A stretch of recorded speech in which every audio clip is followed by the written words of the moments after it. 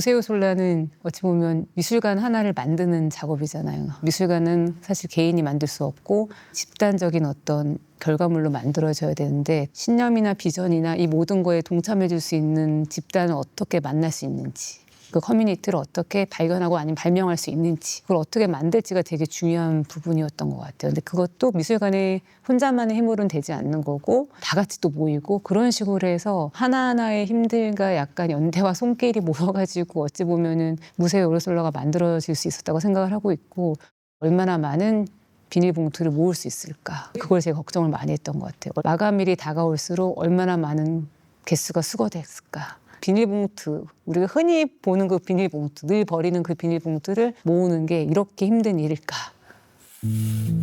라는 생각을 하면서 만들었던 것 같아요, 초반에는.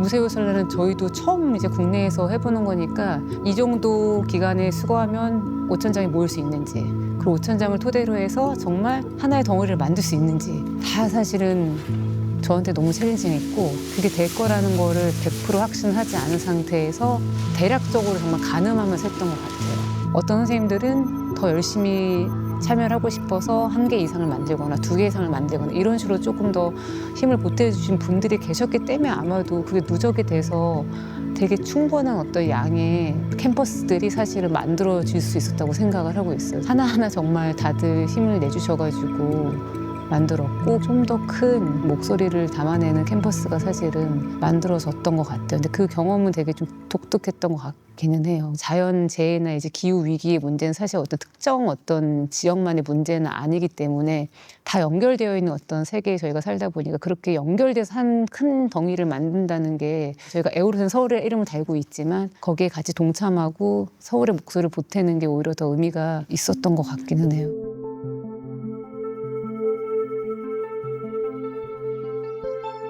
사실 머리로는 비닐봉지 5,000개가 모였다고 해서 그 정도 당연히 모일 거라고 생각을 했거든요. 저는 이제 관련 업계에서 일을 하다 보니까 폐기물이 어느 정도 나오는지는 알고 있는데 막상 눈에 딱 보니까 와, 진짜 비닐봉지를 많이 쓰는구나 라는 생각을 좀 했었던 것 같아요.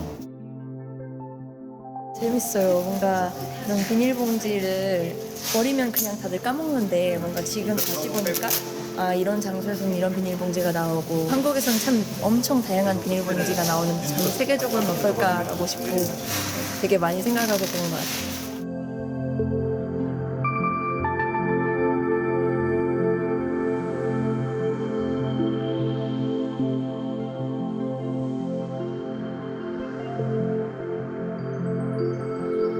환경에 대해서 매번 이렇게 여기저기 흩어져 있던 생각들이 오늘 수업을 통해서 조금 더 제가 더 생각 정리를 하게 된 계기가 된 것 같아요. 늘 약간 속으로만 지구가 많이 변하고 있다고만 생각하다가 이렇게 워크숍에 와가지고 다른 시민분들과 함께 이 이야기에 대해서 논의해보니까 그래도 개인으로서 아직 실천할 수 있는 부분이 남아있다고 생각하고 조금 더 실천을 다짐할 수 있는 계기가 되었습니다. 환경이 좀 나아졌으면 좋겠어요.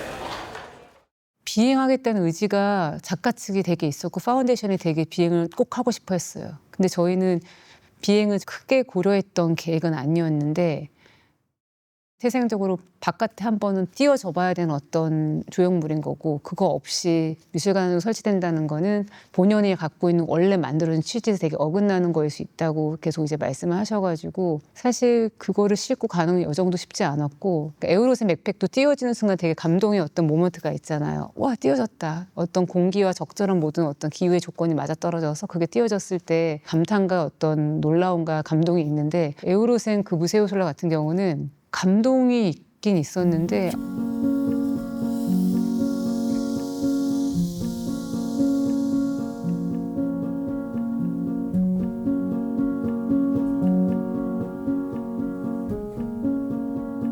와, 이게 정말 인간의 물리적인 힘이, 노동이 정말 강하게 들어가는 비행의 어떤 현장이었다는 생각이 들긴 했었어요. 자연의 조건도 되게 중요하긴 했지만 그거를 띄우려고 하는 그 인간의 정말 꺾이지 않는 의지.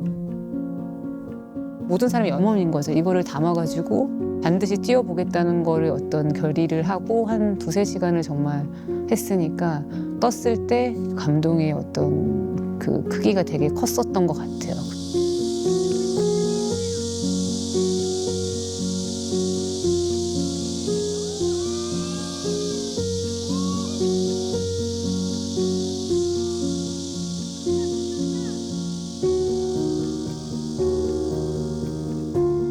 특히 그 안에 들어갔을 때의 경험은 경이로웠어요, 진짜로. 정말 다른 세계에 온 듯한 느낌. 들어와서 막상 딱 나왔을 때 펼쳐지는 이 정말 약간 형형색색의 약간 비닐봉투와 비치듯이 살짝 보이는 약간의 녹색 잔디들, 생각했던 거와 다른 어떤 조건의 이제 안에 공간이어가지고 다들 환희에 찬 미소를 약간 보냈을 거예요, 아마 들어가신 분들은.